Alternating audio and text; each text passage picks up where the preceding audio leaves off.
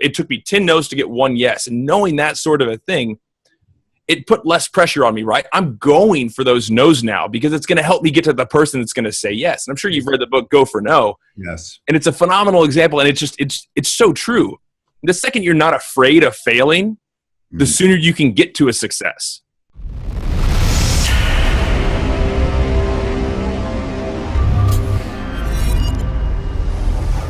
Welcome to the Unstoppables from rainy Southern California. You know, if I was a smart man, I'd be in Houston, Texas, like my guest, Joshua Evans.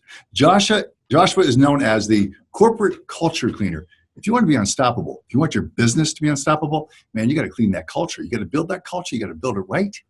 That's the environment. That's the fabric. That's where people grow and learn and become more so you can become what? Bigger, more profitable. Joshua Evans, welcome to the Unstoppables. It's a pleasure to be here, Bill. Thank you so much for having me. I love it. Hey, we had a little time to talk off air. So you're a sports fan. A fair weather. Well, I'm telling you, Rockets are showing some grit.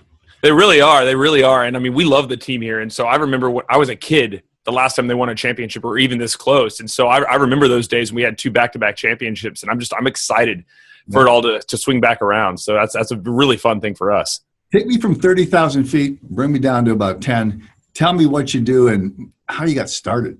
Well, that's a really good question. So I help organizations fix their cultures. And a lot of times the conversation centers around where their organization is currently and how they can make it a great company. And that's what everybody wants. Because when your team's more engaged, when your people actually care about the work that they're doing, they're gonna not only put in a better effort, they're also gonna sell more. You're gonna have clients that are happier, and you're gonna be more profitable, which is really the key for any business, right? If you're in a for-profit business. The origination story is pretty neat. I was in sales for a long time, about 12 years, mostly in the technology space. I did really, really well. And I absolutely loved meeting a client, figuring out what they needed, and then kind of building something that was bigger than our original conversation. I'm sure you know what I'm talking about because you're a sales guy, right? Deep down at heart, that's exactly what you do. That's what everybody does, as we both know.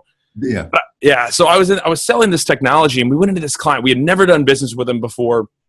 We started having this discussion. And I started asking the right questions, right? Find out how many more offices that they have and how much bigger we can make this deal. Because that was my goal, right? We get in there, they think they need this, but I know they need this. And so we start building it out. And we walk out of there. The original discussion was around, $150,000 or something like that. And as we walk out, we were talking about implementing this in 13 other offices, which came to, about $1.4 million. So I'm psyched, right? I'm seeing the dollar signs already. I'm spending it on my next toy. I already know what I'm going to spend this money on once I get the commission check. So I'm just excited about the deal that I just crafted. And we're walking out, and I have a technical guy with me. And he's like, "Why did you tell him we could do that?" I was like, "Well, we can build it, right?" And he goes, "Well, yeah, but it's going to be so much work. I can't believe you would put us on the spot like that. And this is, oh my gosh, this is just going to be horrible. I can't believe we're doing this." And I was like, you need to back off for a second. I just sold over $1 million worth of our stuff. All we have to do is implement it.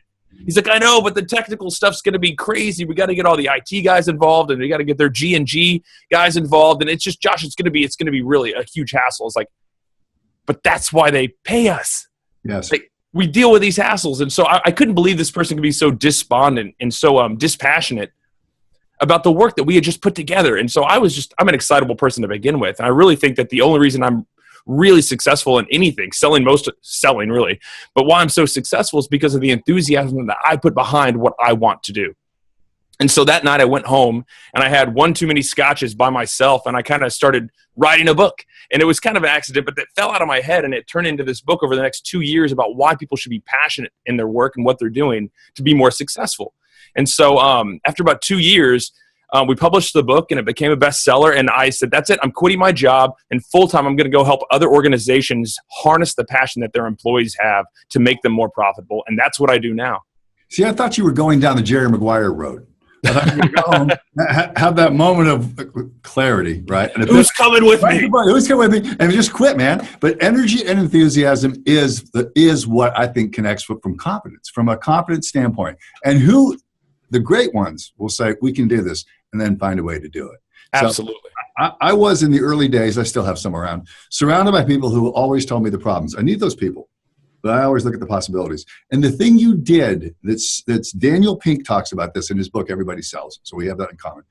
The thing you did is you immersed yourself as more of a consultant at that time. You weren't trying to as much sell. You were trying to help that company get bigger and better then. That's the true essence, really, of a partnership and a consulting firm, totally merged by you.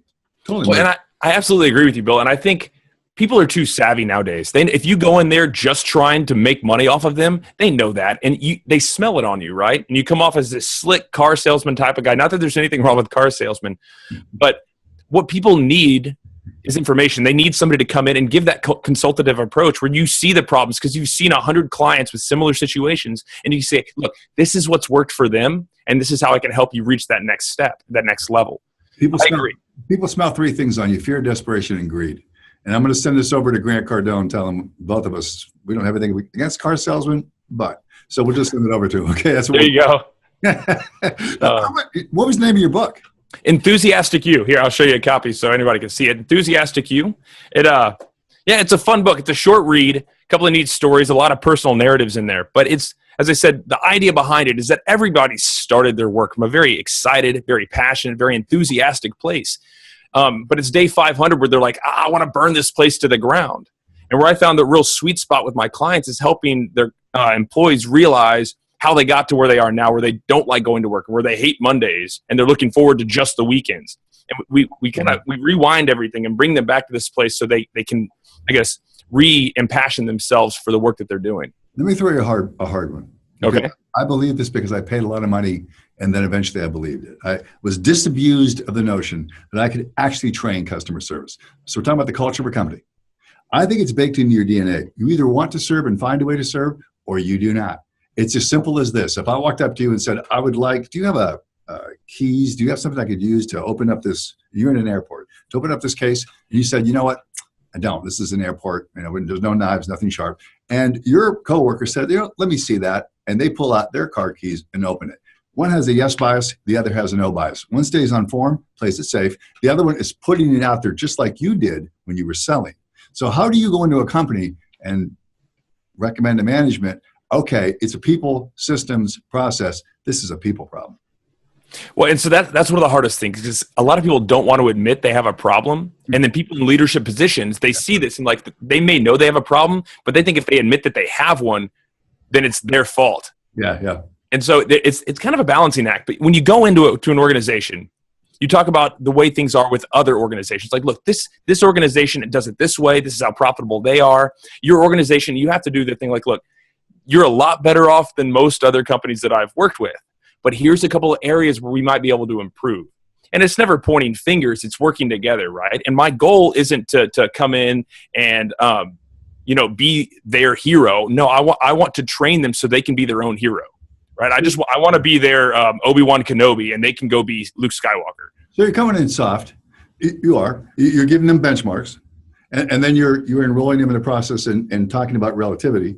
At a relative scale, you're better than some, but here's where we can improve. So absolutely. So tell me about your process. You walk in the door, then what do you ask for? What do you look at? What are you looking for? What are the indices you're looking for? What measurement? Okay, so some of the big things, and it's easy to see it early, right, is just I always want to meet with leadership first.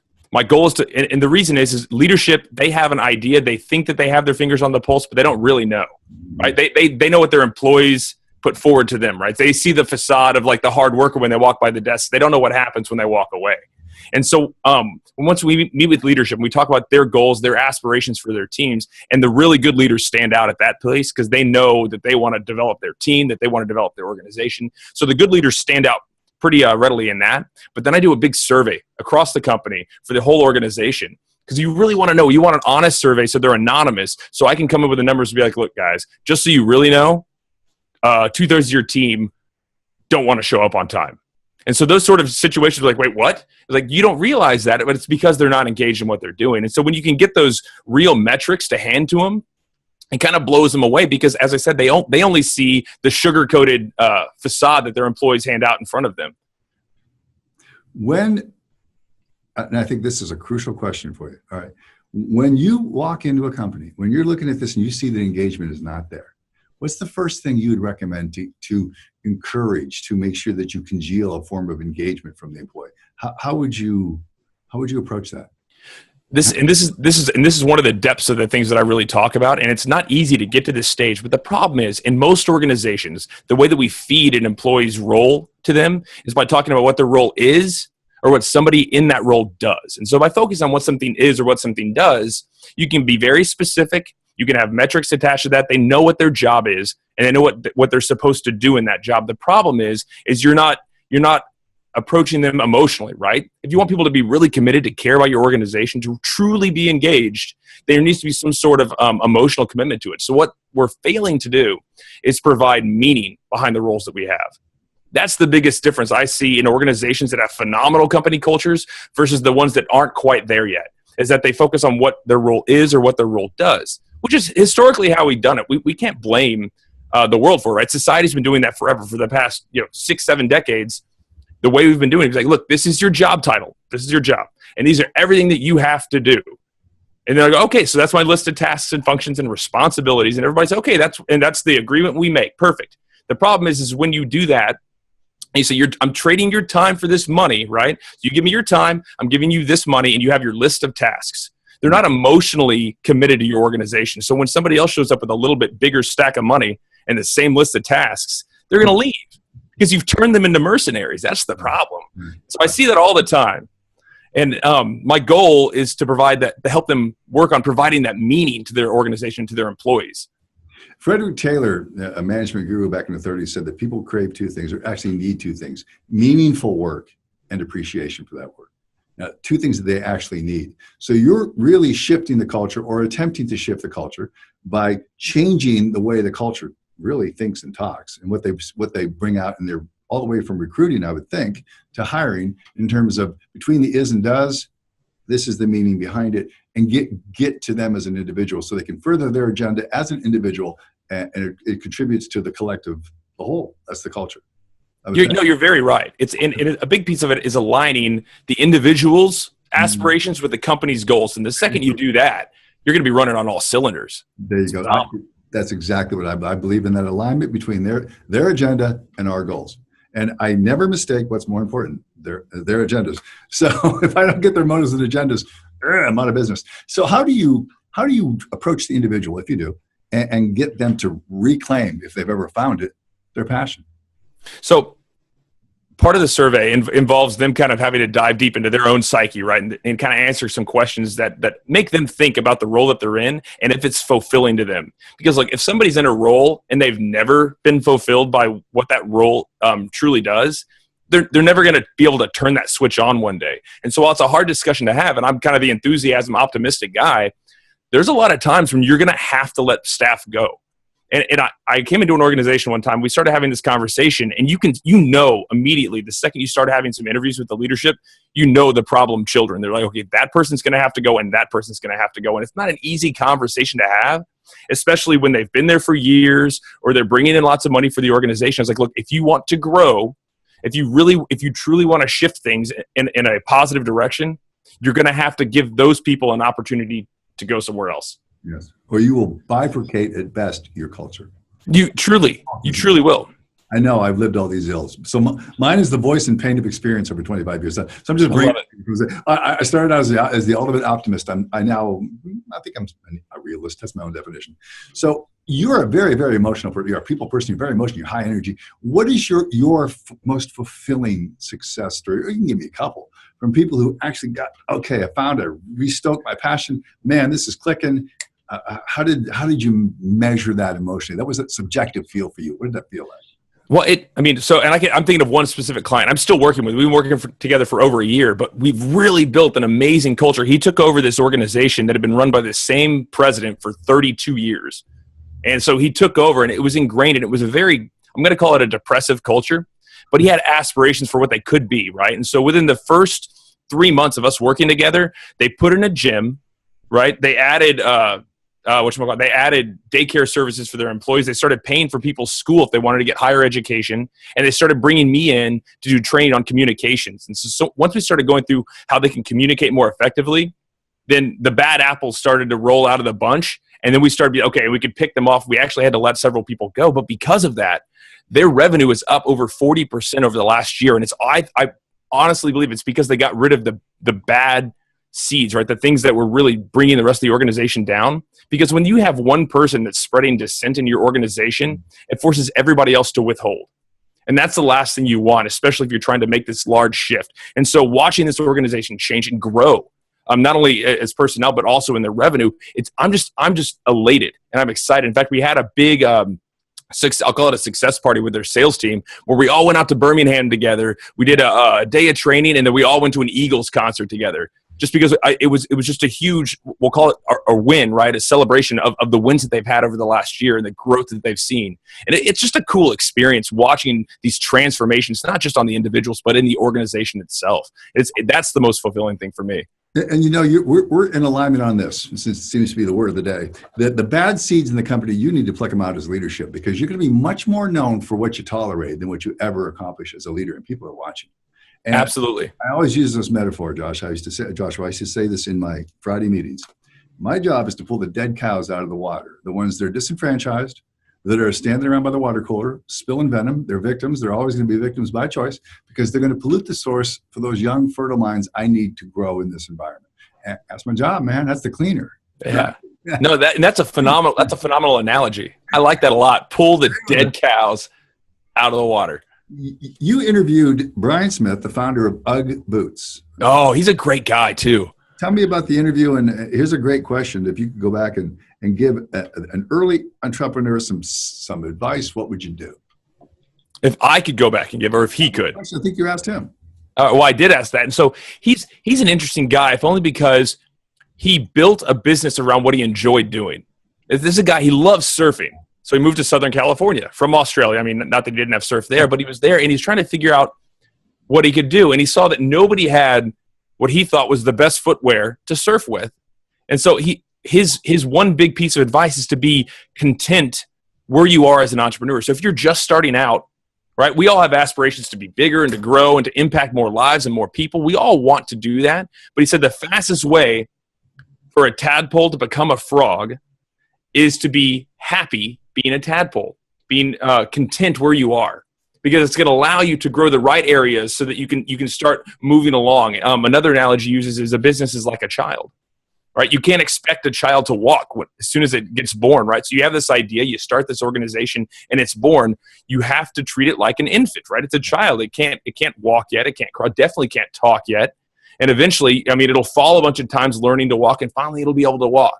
And then it'll skin its knees a couple of times. And our businesses are the exact same way. And it's funny because I took so much for my business out of what he said, and hopefully the people that listened to that interview saw that as well. But he's just such a down-to-earth person, because he's literally saying, no, it's not because he's so amazing or because he had these amazing ideas or he was great at marketing. No, it's because he was content where he was, and he grew it organically how he needed to. And I thought that story was such a phenomenal example of how all entrepreneurs should try and grow their businesses. I'm a huge fan of organic growth. That's what we do here. I espouse organic growth, much slower, but yields a bigger emotional return, I think, and what the culture is better for it. As a matter of fact, that is the culture.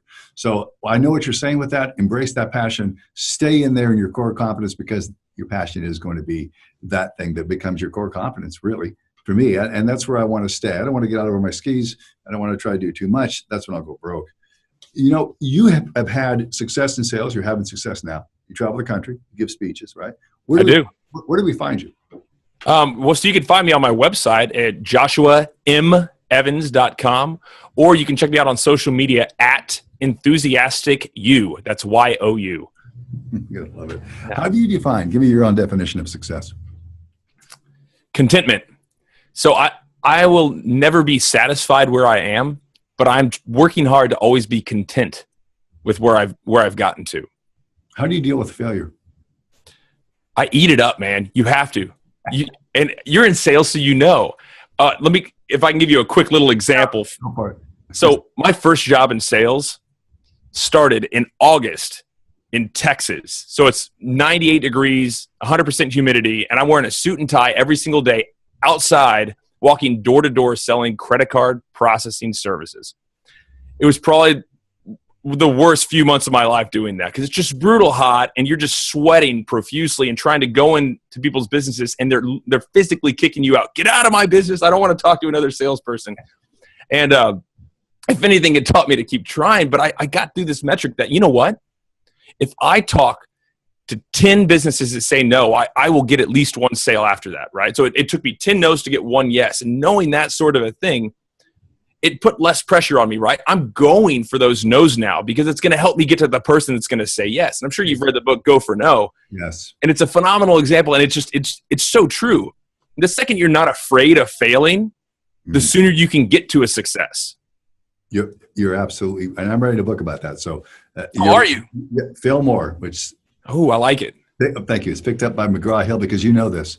You're never going to get to the next level unless you fail. You learn from the process of failure. It's a process, and you've got to eat it, like you said. You've got to learn rejection is a part of life. It's something you get used to. The more you expose yourself, open up your fears, understand where they come from, and get out there and get in front of people.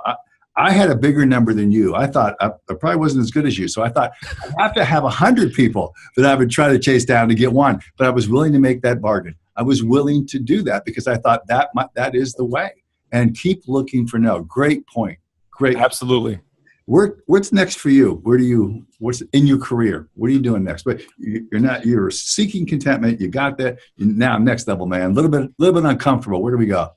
So I've recently been doing some retreats with some of my corporate executive clients and some of their leadership teams. And I absolutely love that because you can get away from all the distractions and the nuances. And so going somewhere outside of where your business actually happens, I have found to be not only a great place for people to make huge strides, but a great place for them to connect as leadership teams. Mm-hmm. And so my next big goal is to do that on a much larger scale. I want to do a huge, I'm going to call it an executive or leadership team retreat for lots of different companies to come out and kind of do a reclamation of their organization's goals and structure and really have it as kind of a roundtable or mastermind of these executives to share what's been working in their organizations and what other people can do, so we can take information and share it and bring out maybe some really high-end speakers. And I want to do it on some Caribbean island. I haven't decided on the island yet, though. But that's my next big goal.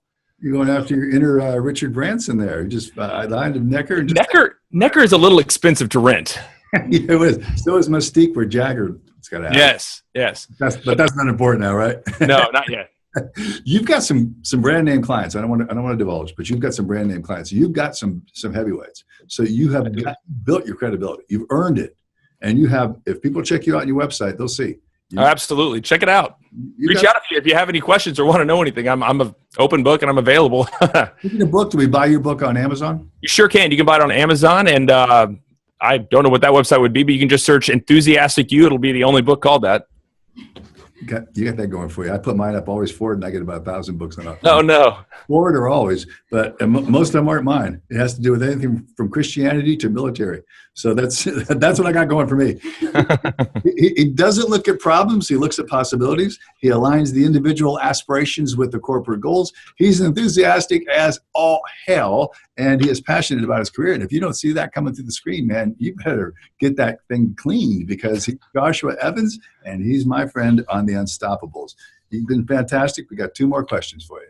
All right, bring them on, Bill. I got one for you on a personal level. How much sleep do you get at night? How much sleep? Well, I have a 1-year-old and a 3-year-old, so not very much. I started averaging about 6 hours recently. So since one started sleeping through the night, I'm pretty happy with that. I was going there next on the balance of life and family. So I think you're getting the balance. That's good. That's a very yes. 1 and 3. Yeah, you're on their time. If you were to celebrate, it's say April 2019. You're looking back and you say, man, 2018 was a great year. What happens this year to make it just a phenomenal year? Even better than great, just phenomenal. What happens for you? Phenomenal year. Oh, that's a good question. My mind usually floats towards monetary stuff with that, but no, I think one of the things that would make this year a great year is if I can start traveling more with my wife in conjunction with work. So I love to travel, and I travel quite a bit for work, and I'd love to just start taking her with me. And then spend a week or two anytime I travel to a place to do one of these retreats or to do one of my speeches, and just be able to take those weeks and enjoy them more. And so maybe it's adding more of my personal life into my professional life. Maybe that's the real contentment piece for me. No, that's a great one. I think you need to do that. Take the family with you. Get out there and you'll stay. Oh, I said the wife, not the kids. Oh yeah, just the wife. Good luck with that. Yeah. If you could write a paragraph, it's your time now. You got the pen. I think as we leave this earth, we've been here for 140 years, me and you maybe 150. We're done, right? You got a pen. You're going to leave one paragraph for others to read, your children to read, that they can learn from, grow from, what would that paragraph look like from Joshua Evans? Josh spent his entire life working to make other people enjoy their lives more. Man, that's great. Some great stuff. That's like a walk-off home run for the Astros, right? Boom. I've been there. I like that little train when it goes around. Oh, it's fun, isn't it? So I actually got to go to one of the World Series games this past year with my father, which is neat because I grew up watching the Astros as a kid, and finally, we're winning games in the championship. So it was phenomenal. It was an amazing, amazing time. He's a tremendous guest. He's enthusiastic, great energy, great intellect. Is Joshua Evans. For more guests that can maybe come close to Joshua, you got to subscribe to the Unstoppables on the Wooditch Network. My name is Bill Wooditch. Joshua, my new friend. Thank you.